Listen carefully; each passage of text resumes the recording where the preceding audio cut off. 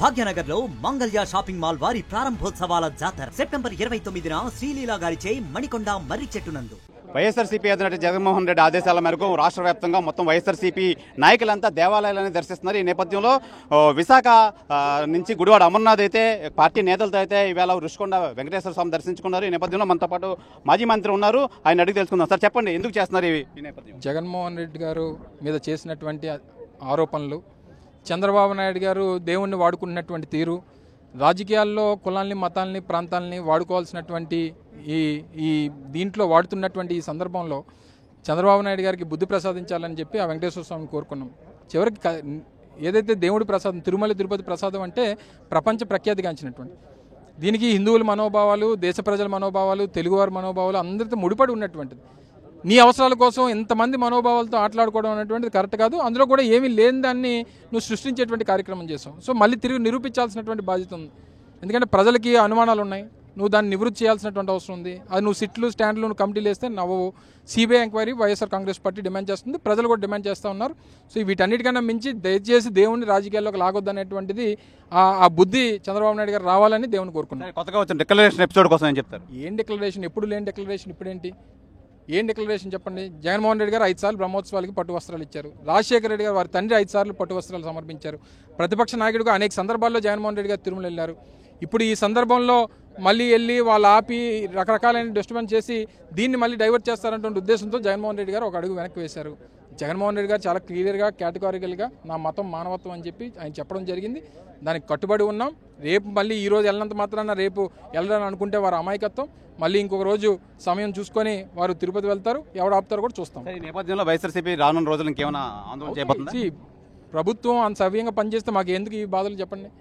ఇచ్చినటువంటి మాట నిలబెట్టుకుంటేనో, చెప్పినటువంటి కార్యక్రమాలు చేస్తేనో మాకు ఈ రోడ్ల మీద రావాల్సినటువంటి అవసరం లేదు కదా.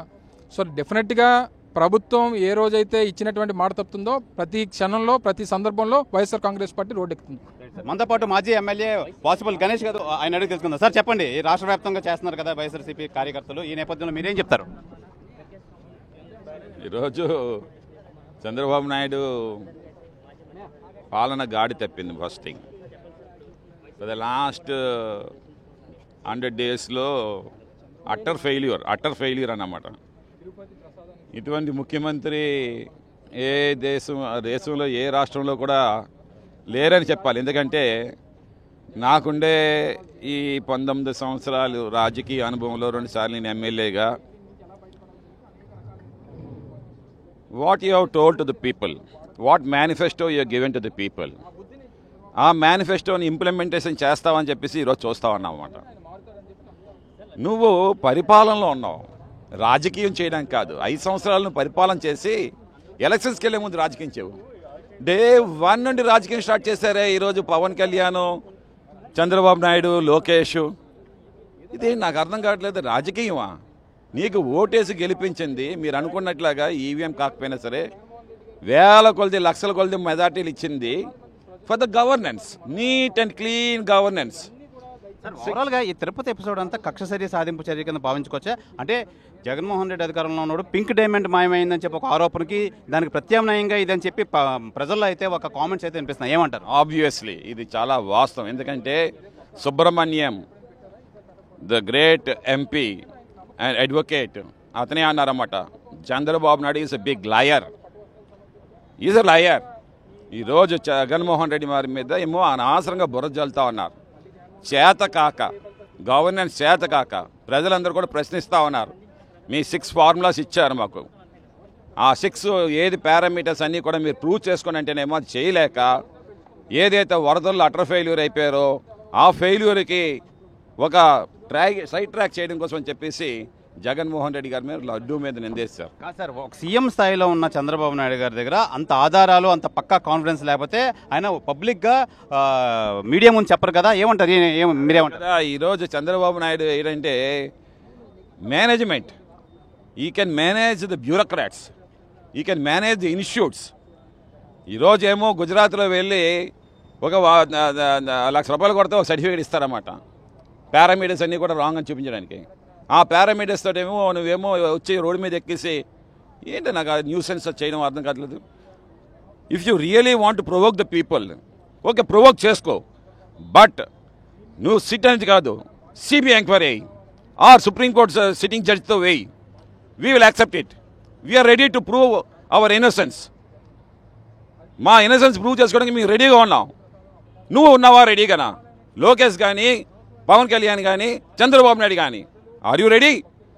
ఎందుకు నువ్వేమో నీ యొక్క చెప్పు చేతుల్లో నడిచే యొక్క బ్యూరోక్రాట్స్ తోటి ఏమో నువ్వు సిట్ అని వేస్తే అదేమో నువ్వు ఏది రాయాలనుకుంటే ఆ నామ్స్ అండ్ రెగ్యులేషన్స్ దాంట్లో పెట్టేసి సంతకాలు పెట్టేసి నువ్వు రిలీజ్ చేస్తావు. అంటే ఏంటంటే నువ్వు మాకు you want to taint our government and our YSRCP party. మా వైఎస్ఆర్సీపీ పార్టీ మీద బురద ఒకటే జల్లాలనేదే ఒకటే తపంతో నువ్వు నడుస్తా ఉన్నావు అని చెప్పేసి నేనైతే చంద్రబాబు నాయుడు మీద నేను చెప్తా ఉన్నాను అన్నమాట. సార్ రానున్న ఈ నేపథ్యంలో ఈ లడ్డు వ్యవహారంలో కానీ ఇంక ఈ విషయంలో మీద మనం వైఎస్ఆర్సీపీ ముందుకి ఎలాంటి ఆందోళన చేపడుతుంది? ఆందోళన అవసరం లేదండి. ఈరోజు మేము చేసింది ఏంటంటే ప్రజల ఆందోళన చెందుతున్నారన్నమాట. ఆ ప్రజల ఆందోళన చెందుతున్న దాన్ని మేమేమో అది ఆ రూపం మాపడం కోసం, అంటే వాళ్ళ ఆందోళనని వాళ్ళ మనసులో ఉండే ఆందోళన తీసేయడం కోసం, మా యొక్క పవిత్రతని చాటుకోవడం కోసం ఈరోజేమో ఈ దేవాలయాలకు రావడం, అలాగే చంద్రబాబు నాయుడు గారికి మంచి బుద్ధి ప్రసాదించని చెప్పేసి ఆ దేవుడికి మొక్కుకోవడం కోసం అని చెప్పేసి ఈరోజు రావడం జరిగిందని చెప్పేసి నేను తెలియజేసుకుంటా ఉన్నాను. ఇది ప్రధానంగా చూసుకోవచ్చు. ఇప్పుడు వీళ్ళ రాష్ట్ర వ్యాప్తంగా వైఎస్ఆర్సీపీ నాయకులు అయితే అన్ని దేవాలయాలు అయితే సందర్శిస్తున్నారు జగన్మోహన్ రెడ్డి ఆదేశాల మేరకు. అయితే ఈ దేవుణ్ణి కూడా రాజకీయాల్లో లాగడం అనేది కరెక్ట్ కాదని చెప్తున్నారు. ఈ నేపథ్యంలో ఈ విషయంలో మరింత ఆందోళనకైతే మేము వైఎస్ఆర్సీపీ అయితే ఆందోళన చేపడతారు రానున్న రోజుల్లో. ఇది క్లారిటీ రావాలి, అభియోగం చేయడమే కాదు దాన్ని ప్రూవ్ చేయాలని చెప్పి వైఎస్ఆర్సీపీ నాయకులు అయితే విశాఖలో తెలియజేస్తున్నారు. కెమెరామెన్ అజయ్తో శివరామకృష్ణ టీవీ, విశాఖ రుషికొండ వెంకటేశ్వర స్వామి దేవాలయం సన్నిధి నుంచి.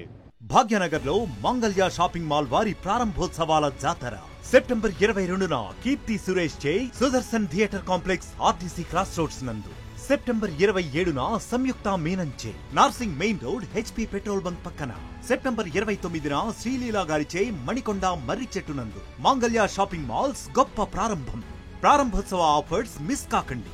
Mangalya shopping mall, Telangana, Andhra Pradesh.